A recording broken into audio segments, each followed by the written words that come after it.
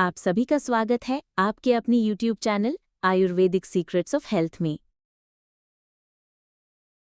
नमस्ते मित्रों, आज हम आयुर्वेद की एक अद्भुत चिकित्सा प्रणाली पंचकर्म के बारे में जानेंगे। बहुत लोग सोचते हैं कि पंचकर्म सिर्फ तेल से मालिश करना है, लेकिन चरक, सुश्रुत, वाग्भट और निघंटु ग्रंथों में इसे गहरा शुद्धिकरण और पुनर्जीवन का उपाय बताया गया है। और राजीव दीक्षित जी ने भी बार बार कहा कि पंचकर्म स्वास्थ्य को बनाए रखने का प्राकृतिक और वैज्ञानिक तरीका है। सबसे पहले समझते हैं पंचकर्म क्या है। पंचकर्म यानी 5 प्रमुख क्रियाएं या शुद्धिकरण उपचार। ये 5 क्रियाएं हैं। 1. वमन यानी कफ दोष को निकालने के लिए चिकित्सकीय वमन। 2. विरेचन यानी पित्त दोष को दूर करने के लिए रेचक क्रिया। 3. बस्ती यानी वात दोष को संतुलित करने के लिए औषधियुक्त एनिमा। 4. नस्य यानी सिर और नाक से संबंधित रोगों के लिए औषधि द्वारा शुद्धि। 5. रक्तमोक्षण यानी रक्त को शुद्ध करने और त्वचा रोगों के लिए रक्तस्राव उपचार।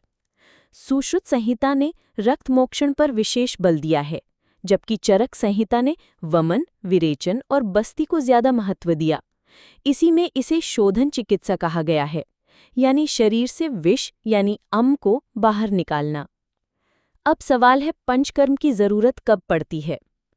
जब शरीर भारी लगे, आलस और थकान हर समय बनी रहे, जब पाचन तंत्र गड़बड़ हो जैसे कब्ज, गैस या एसिडिटी, जब त्वचा रोग जैसे एक्जिमा, सोराइसिस या मुहासे बढ़ जाएं, जब लगातार मानसिक तनाव, चिंता, अनिद्रा हो, जब जोड़ों का दर्द, मोटापा, मधुमेह या माइग्रेन परेशान करे, या जब लंबी आयु और रोग प्रतिरोधक शक्ति बढ़ाने की तैयारी करनी हो।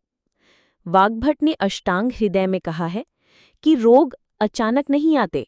गलत आहार, गलत दिनचर्या, तनाव और प्राकृतिक वेगों को रोकने से शरीर में धीरे धीरे अम्ल यानी टॉक्सिन्स जमा होते हैं।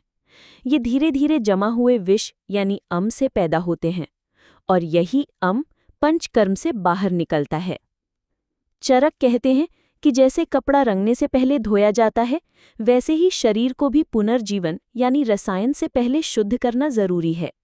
निघंटु ग्रंथों में पंचकर्म को शरीर शुद्धि कहा गया है। राजीव दीक्षित जी हमेशा कहते थे, पंचकर्म कोई विलासिता नहीं है, ये शरीर की अनिवार्य सफाई है। जैसे हम हर मौसम में घर की सफाई करते हैं, वैसे ही शरीर की सफाई भी हर ऋतु में होनी चाहिए। अब देखते हैं पंचकर्म कैसे काम करता है। वात दोष बड़ा हो तो बस्ती सबसे उपयोगी है। पित्त दोष बड़ा हो तो विरेचन श्रेष्ठ है। कफ दोष अधिक हो तो वमन किया जाता है।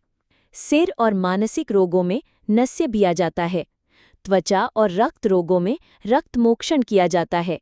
सुश्रुत ने कहा, पंचकर्म न केवल रोगों को मिटाता है, बल्कि शरीर को रसायन अर्थात एंटी एजिंग और वाजीकरण अर्थात ऊर्जा और प्रजनन शक्ति बढ़ाने चिकित्सा के लिए तैयार भी करता है। राजीव दीक्षित जी ने कहा था कि आधुनिक दवाइयां सिर्फ लक्षण दबाती हैं, लेकिन पंचकर्म शरीर में जमा हुए मूल कारण विष और दोष को ही निकाल देता है। आज के समय में पंचकर्म का महत्व, जहां प्रदूषण, मिलावटी भोजन और तनाव हमारी रोज की जिंदगी का हिस्सा बन गए हैं, पंचकर्म की जरूरत और भी बढ़ गई है।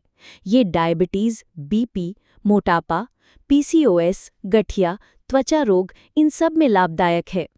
ये प्रतिरोधक क्षमता बढ़ाता है, हार्मोन संतुलित करता है और स्मृति और एकाग्रता को भी तीक्ष्ण बनाता है। दोस्तों, पंचकर्म वास्तव में शरीर और मन का रीसेट बटन है।